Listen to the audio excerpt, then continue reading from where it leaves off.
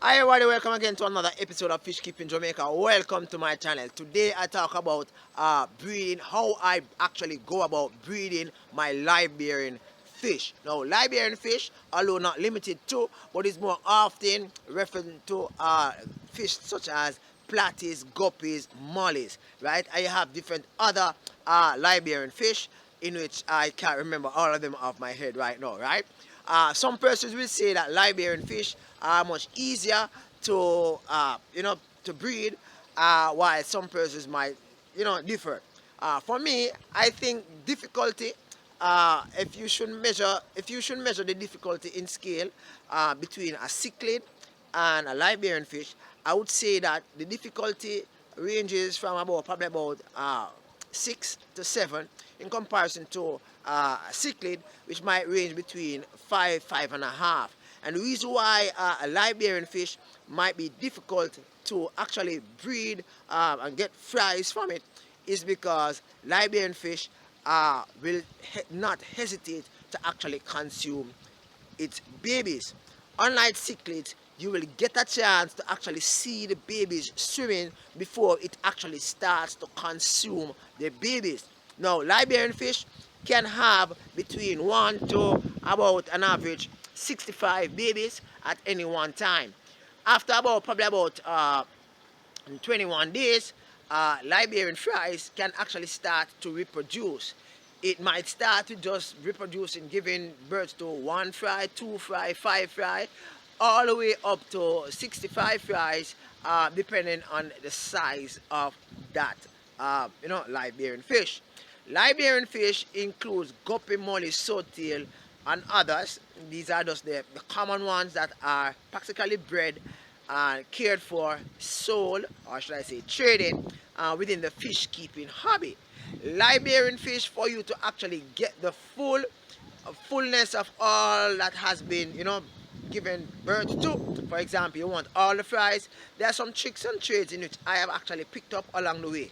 Now, first and foremost, what I have actually done over the years is to highlight, or should I say, identify the female that looks as if it is about to give birth. I mean, it looks as if it's going to burst, right? Very fat.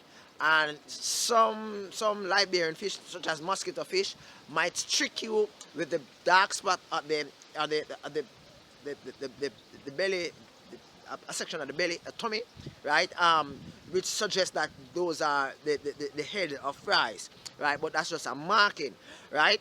But you can actually use the dark spot for, like, say, swordtail, guppy, molly, so as to identify whether or not it's about to give birth. Now, a live bear can give birth once every between 28 days and 32 days, right? Now, if the fish feels as if it is too stressed, whether by the environment in which it lives, its tank mates, a male being, humping over every minute, it will not give birth. So as to prevent all that distraction and to ensure that the fish is completely within a space that is referred to as a calm space, what I tend to do is to separate all the fish that I'm going to be breeding in a single container. So when you come into my yard, you will see single containers with only one fish. Now, I keep special attention to these fish because as soon as the fries are released, my net must be very near for me to actually remove the babies, or depending on which one of them is most difficult, or remove the adult, that is the female, from that space, right? And if it's a situation where in which I am running out of space, what I will do, I will remove the female, that's the parent, the mother, right? Place it into a small container. Then I will remove all the babies from that space, right?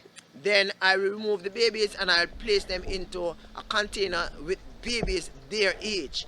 So I get all the guppy fries, all the molly fries, all the swordtail fries, and I place them in one space, right? And because the mollies, the guppies, the swordtail, live bears in general, can store them in up to 7 to 8 months, I do not have to actually place the female back into the aquarium or in the tank or in the pond with the males for it to be inseminated again, so that the next 28 days I can get fry. I can keep on just taking out the fries or taking out the parent and placing them elsewhere, and having that same female live-bearing fish actually giving me batches of babies for about 3 to 4 months without actually getting inseminated by another live-bearing fish. Now, after it has actually spent its time, 3 to 4 months, in giving birth, what I'll do, I'll give it some time in a space by itself, normally within a fraternity of females, to stay for a while, right? After about probably about 3 to 4 weeks, it will then be introduced into the general population of live-bearing fish of its own species, whether it be molly, guppy, swordtail, mosquito fish, whatever, right? And again, the cycle will continue.